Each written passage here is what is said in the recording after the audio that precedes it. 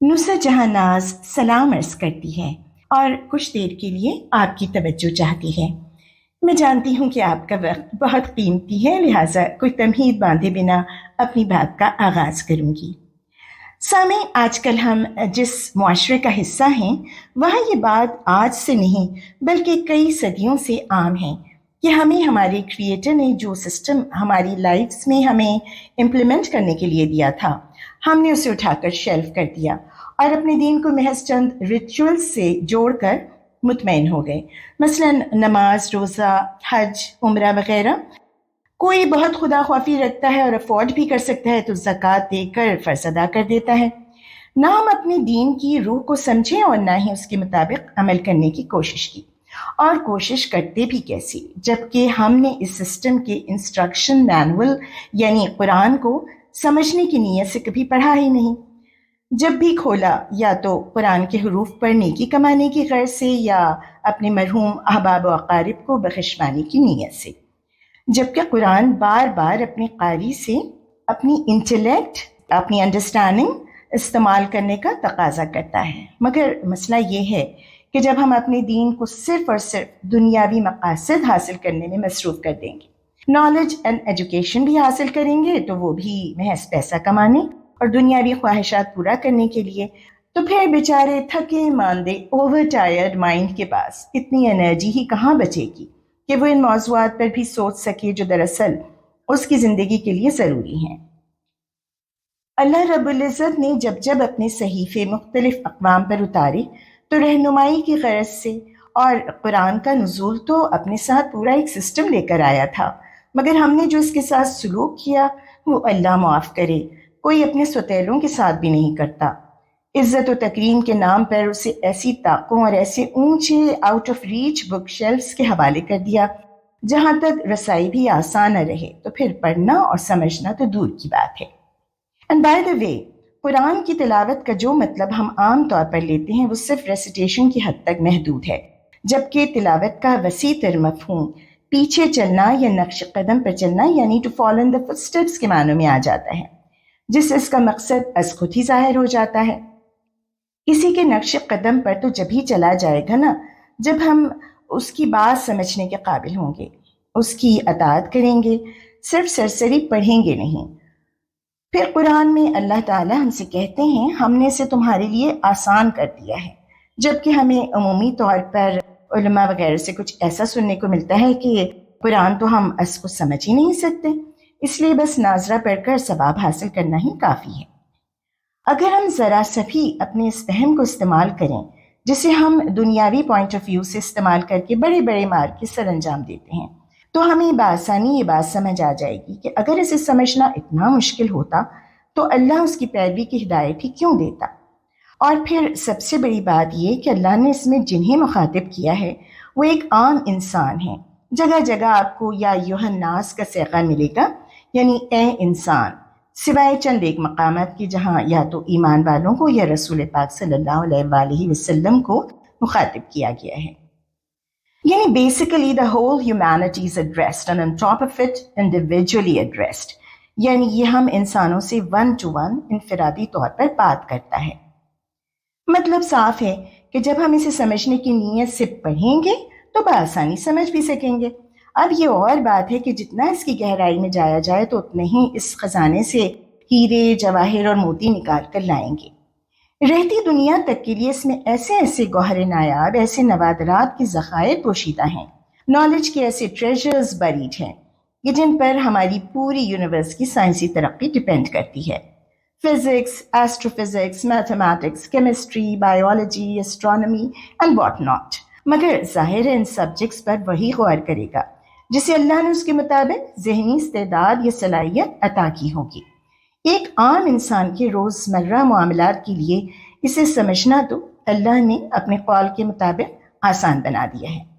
پھر رسول اللہ نے ہمارے لیے اپنی احادیث اور اپنی سیرت کے ذریعے اسے مزید قابل فہم اور قابل عمل بنا دیا ہے۔ یہ اور بات ہے کہ ہم ان احادیث کی گہرائی میں جا کر انہیں سمجھنے کے بجائے انہیں سپرفیشلی اپنی لائفز پر اپلائی کرنے کی کوشش کرتے ہیں، اور جب فی زمانہ یہ ممکن نظر نہیں آتا تو حدیث سے ہی انکار کر دیتے ہیں۔ حالانکہ اگر ذرا سا بھی غور و فکر کریں تو اس کی ڈیٹیل سے قطع نظر ان کی بیسکس بآسانی سمجھ میں آ جائیں گی۔ پھر ہمیں یہ بھی سمجھنا چاہیے کہ انسانی آئی کیو کے ڈفرینٹ لیولز ہوتے ہیں۔ کچھ لوگ ہوتے ہیں جو صرف فالو کرتے ہیں اور کچھ کو اللہ نے ٹرینڈ سیٹرز بننے کی صلاحیت سے نوازا ہوتا ہے۔ اگر آپ کا شمار ان لوگوں میں ہوتا ہے تو یاد رکھیے آپ کی ذمہ داری دو چند ہو جاتی ہے۔ آپ سے پھر روز جزا حساب کتاب بھی اسی لیول پر ہوگا۔ اللہ ہمیں اپنی اپنی زندگی کے بنیادی مقاصد میں پورا اترنے کی توفیق عطا فرمائے۔ خیر، تو ہم بات اللہ کے سسٹم اور اس کے انسٹرکشن مینول کے بارے میں کر رہے تھے۔ اب ہونا تو یہ چاہیے تھا کہ تمام مسلم ممالک اسے پڑھنا اور سمجھنا اپنے تعلیمی اداروں کے کریکولم میں شامل کرتے۔ عربک جیسی ڈیوائن لینگویج کو کمپلسری سبجیکٹ کے طور پر ٹریٹ کیا جاتا تاکہ ایک عام مسلمان اسے کم از کم تھوڑا بہت پڑھنے اور سمجھنے کے ہی قابل ہو جاتا۔ اور تمام مسلم ممالک تو ایک طرف یہ جس وطن کے ہم باسی ہیں وہ تو بنا بھی دین اسلام کے نام پر تھا، مگر آج اسی دین کی روح گردانی کرتے ہوئے ذلت و مسکنت کی عمیق گہرائیوں میں جا گرا ہے۔ اور پھر اس پر لطف کی بات یہ ہے کہ اسے اس کا احساس تک نہیں ہوتا بھی کیوں کر۔ ہمارے تو صرف حکمراں ہی نہیں بلکہ ہمارے اپنے ضمیر بھی وینٹیلیٹرز پر جاں بلب آخری سانسیں لے رہے ہیں۔ اب ایسے میں مکمل صحت یابی کا تصور تو کیا خواہ کیا جائے، ہاں جزوی شفا بھی میسر آ جائے تو اللہ تعالیٰ کا کرم ہی ہوگا، کیونکہ یہ جو ہمیں لالچ اور بے راہ روی کا مرض لگا ہے نا، یہ بے حد جان لیوا ہے، اس سے جانبری کی امید نہ ہونے کے برابر ہے۔ اور پچھلی چند صدیوں پہ محیط کی بیماری اس صدی میں آ کر تو وبا کی شکل اختیار کر چکی ہے۔ نہ اس سے کوئی امیر بچا، نہ کوئی غریب، نہ کوئی highly educated and sophisticated career oriented professional, نہ کوئی ان پڑھ مزدور یا ریہی والا۔ آج انسان اس لالچ کا شکار ہو کر اپنی انسانیت بھی بھول چکا، رشتے ناتوں سے بیزار اور اپنے نفس کا تابع دار ہو گیا۔ یاد رکھیں اس وبا کا علاج ہمارے گھروں میں موجود ہے، مگر ہم اس کیور کو اپنی الماریوں، کیبنٹس اور بک شیلفس میں سجا کر رکھتے ہیں اور وقتاً فوقتاً کھول کر اور اس کا ڈوزیج اینڈ ایڈمنسٹریشن پڑھ کر اور پھر دوائی کا ڈھکنا کھول کر اسے سونگھ کر چونگ کر دوبارہ حفاظت سے ویسے ہی واپس رکھ دیتے ہیں۔ وظائف کا استعمال عموماً دنیاوی فائدوں کے لیے کیا جاتا ہے، بھلا مرض کبھی ایسے بھی جاتا ہے؟ جب تک دوا لی نہ جائے اور مناسب خوراک کی شکل میں تو علاج کی توقع ہی کہاں رہ جاتی ہے۔ ضرورت اس امر کی ہے کہ ہم اپنے اپنے گھروں میں موجود اس انسٹرکشن مینول کو کھولیں اور واقعی اس انسٹرکشن حاصل کرنے کی غرض سے پڑھیں، تبھی کسی افاقے کی امید کی جا سکتی ہے۔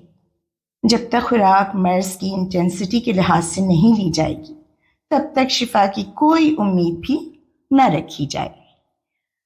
آج کل آپ دیکھ ہی رہے ہوں گے کہ کرائم ریٹ کس درجے تک جا پہنچا ہے۔ جرائم کی کوئی ایک قسم ہے کہ جس سے ہم بچے ہوئے ہوں، بلکہ روز بروز نئی نئی اقسام ایجاد ہوتی جا رہی ہیں۔ نہ تو یہ مردوں تک محدود رہے ہیں اور نہ ہی خواتین تک، بلکہ بچوں کو بھی اس میں شامل کر لیا گیا ہے۔ شروع میں بچے صرف ان جرائم کا نشانہ بن رہے تھے، جو کہ اپنے آپ میں بے حد دلسوز اور بے حد افسوسناک صورتحال تھی، مگر اب تو یہی بچے ٹولز کے طور پر بھی استعمال کیے جانے لگے ہیں۔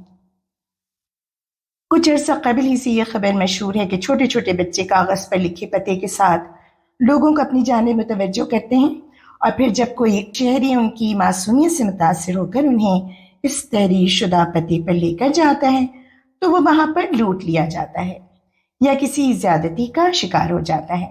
یعنی ہماری قوم گراوٹ کی اس نچلی سطح پر پہنچ چکی ہے کہ اپنے مذموم ارادوں کو پورا کرنے کے لیے وہ معصوم بچوں کو بھی نہیں بخشتی۔ ذرا سوچئے، آج جو بچہ ایسے مذموم افعال کے لیے استعمال ہو رہا ہو، کل آپ اس کے بڑے ہونے کے بعد اس سے کیا توقع رکھیں گے؟ اس کے لیے تو ایسے جرائم محض بائیں ہاتھ کا کھیل ہوں گے۔